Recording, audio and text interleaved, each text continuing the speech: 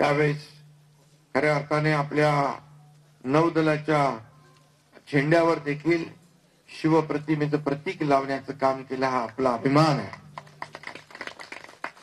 आणि म्हणून आम्ही जेवढं काय करता येईल छत्रपती शिवाजी महाराजांचा आदर्श डोळ्यासमोर ठेवून तेवढं करत असतो.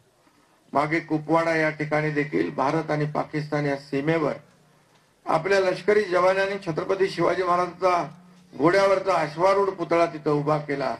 मी आणि सुधीर मुनगंटीवार गेलो होतो आणि एक भव्य दिव्य असा पाकिस्तानकडे नजर रोखून तलवार रोखून धरणारा शिवाजी महाराजांचा पुतळा पाहिल्यानंतर एक ऊर्जा आणि प्रेरणा आली. पण पाकिस्तानची त्या पुतळ्याकडे पाहून हिंदुस्थानकडे डोळे वटारण्याची हिंमत होणार नाही अशा प्रकारचा पुतळा तिथे उभा राहिला. त्याचबरोबर आज आग्र्याला देखील ज्या दिवाने आम महालामध्ये छत्रपती शिवाजी महाराज औरंगजेब यांनी शिवाजी महाराजांना जे काही शब्द किंबहुना जे काही उच्चारलं होतं त्या दिवाने आम महालामध्ये छत्रपती शिवाजी महाराजांची आग्र्यामध्ये आपण शिवजयंती साजरी करतो गेल्या वर्षापासून. आणि म्हणून असे अनेक उपक्रम आपण राज्य सरकारच्या माध्यमातून घेतलेत. मगाशी उपमुख्यमंत्री महोदयांनी 11 किल्ल्यांचा युनेस्कोचा या ठिकाणी उल्लेख केला. अभिमान आहे आपल्याला. आणि आपल्या वर्ल्ड हेरिटेज मध्ये छत्रपती शिवाजी महाराजांचे गडकोट किल्ले आदरणीय प्रधानमंत्र्यांनी त्या ठिकाणी त्याची नोंद केली. हे आपल्यासाठी फार अभिमानाची बाब आहे, समाधानाची आणि गर्वाची आहे.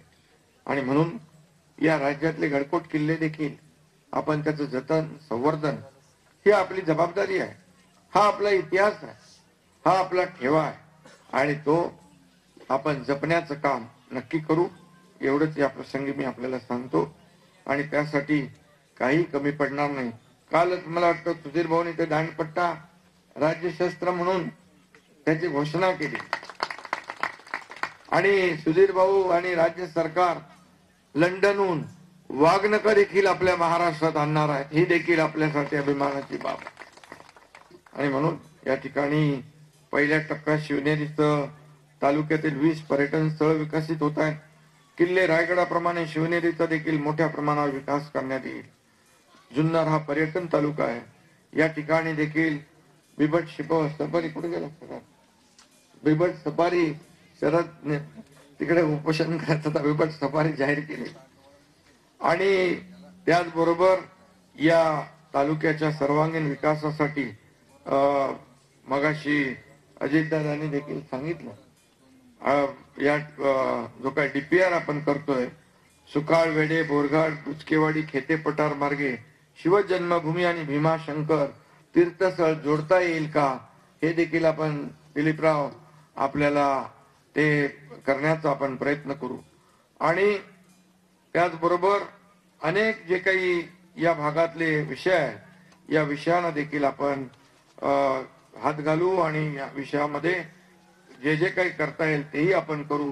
मगाशी आदिवासी समाजाचं जे आपण सांगितलं हिरडा पिकाचं नुकसान 15 कोटीचं झालेलं आहे ते एक विशेष बाब म्हणून दादा आपण ते करूया आणि ते आपण लोकांना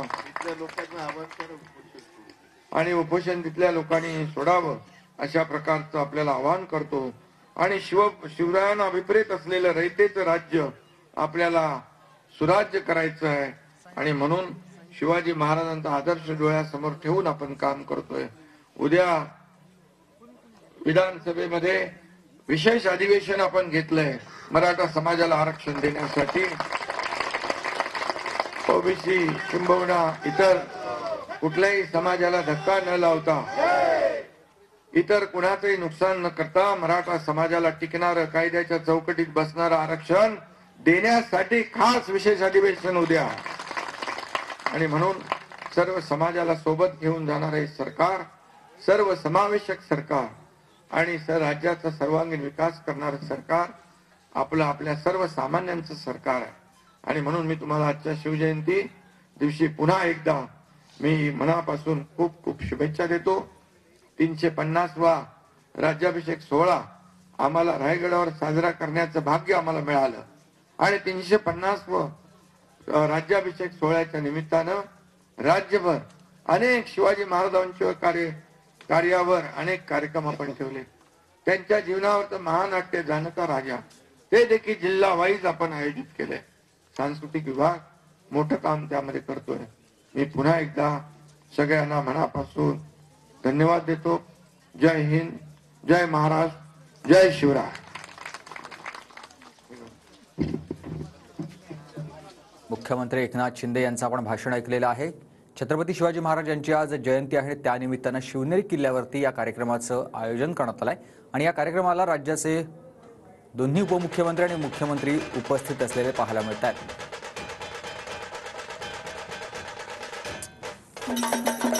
आपण ही दोन दृश्य एका बाजूला किल्ले शिवनेरीवरून मुख्यमंत्री एकनाथ शिंदे तसंच उपमुख्यमंत्र्यांनी भाषण केलेलं आहे. उत्साहाचं वातावरण किल्ले शिवनेरीवर आहे. तर दुसऱ्या बाजूला किल्ले रायगडावर देखील शिवभक्तांची मोठी गर्दी पाहायला मिळते. अनेक ऐतिहासिक कार्यक्रमांचं आयोजन करण्यात आलेलं आहे. किल्ले रायगडावरची आपण ही गर्दी बघतोय. यंदा 350वा शिवराज्याभिषेक सोहळा देखील आहे. तर दुसऱ्या बाजूला आज छत्रपती शिवाजी महाराज यांच्या जन्मदिनानिमित्त या कार्यक्रम